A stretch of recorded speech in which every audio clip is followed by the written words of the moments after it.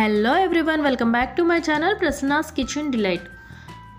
ఈరోజు కార్తీక మాసంలో non veg తినని వాళ్ళ కోసం నాన్ వెజ్ టేస్ట్ వచ్చేలా మష్రూమ్ కర్రీ చాలా టేస్టీగా ఉంటుంది. ఇది తప్పకుండా మీరు ట్రై చేయాల్సిందే. ఎలా అనేది ప్రాసెస్లో చూద్దాం, వచ్చేయండి.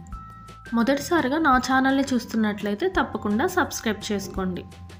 ఇప్పుడు ఒక గిన్నె తీసుకొని దాంట్లో ఒక గ్లాస్ వాటర్ తీసుకొని 200 గ్రామ్స్ మష్రూమ్స్ అయితే నేను ఇక్కడ తీసుకున్నాను. ఈ మష్రూమ్ పైన కొంచెం డస్ట్ అనేది ఉంటుంది. అది ఇలా చేత్తో కానీ నైఫ్తో కానీ మనం క్లీన్ అయితే చేసుకోవాలి.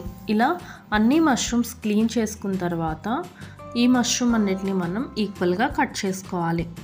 ఇలా కట్ చేసుకున్న వాటిని వాటర్లో అయితే ఉంచుకోవాలి, లేకపోతే మష్రూమ్ కలర్ చేంజ్ అవుతుంది. ఇప్పుడు మష్రూమ్కి కావాల్సింది 2 ఆనియన్ని, ఒక ఆనియన్ కట్ చేసి అయితే నేను మిక్సీలో వేసుకున్నాను. ఇక్కడ 2 టమాటాను కూడా మిక్సీ జార్లో వేసుకున్నాను. ఇంకా చిన్న అల్లం ముక్కను అయితే తీసుకొని దాన్ని కట్ చేసుకొని వేసుకున్నాను. ఇప్పుడు అలాగే వెల్లుల్లి కూడా 4 రెబ్బలు అయితే ఈ మిక్సీ జార్లో వేసుకొని మెత్తని పేస్ట్ లాగా మనమైతే గ్రైండ్ చేసుకోవాలి. ఇలా గ్రైండ్ చేసుకున్న దాన్ని అయితే పక్కన పెట్టుకుందాం. ఇప్పుడు ఒక కడాయి తీసుకొని 4-5 టేబుల్ స్పూన్ ఆయిల్ అయితే నేను ఇక్కడ తీసుకున్నాను.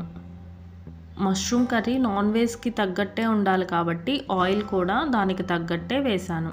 ఇప్పుడు ఒక ఆనియన్ చీలికలు అయితే ఇక్కడ యూస్ చేస్తున్నాను. ఇందాక ఒక ఆనియన్ మిక్సీ వేసాను కదా, ఇంకొక ఆనియన్ ఇలా చీలికలుగా కట్ చేసుకొని అయితే నేను ఇలా ఫ్రై చేసుకుంటున్నాను. ఈ ఆనియన్ ఫ్రై అయిన తర్వాత ముందుగా గ్రైండ్ చేసి పెట్టుకున్న టమాటా ఆనియన్ పేస్ట్ అయితే దీంట్లో వేసుకోవాలి. ఇలాగా మనం మీడియం ఫ్లేమ్లోనే దీన్ని ఫ్రై చేసుకోవాలి, లేకపోతే అడుగంటుతుంది. మధ్య మధ్యలో మనం కలుపుతూనే ఉండాలి.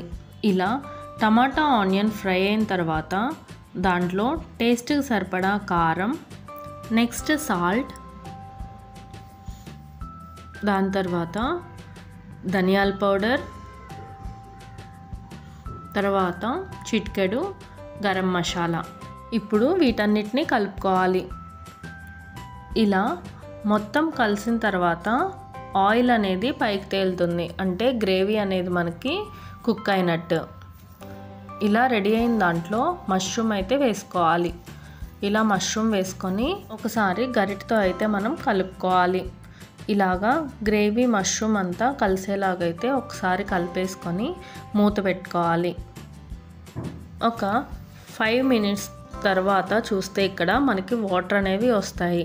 ఇలా వాటర్ రాకపోతే టీ గ్లాస్ వాటర్ పోసుకొని మనమైతే కుక్ చేసుకోవాలి. అంతేనండి, చివర్లో మనకి నూనె అనేది బాగా తేలుతుంది.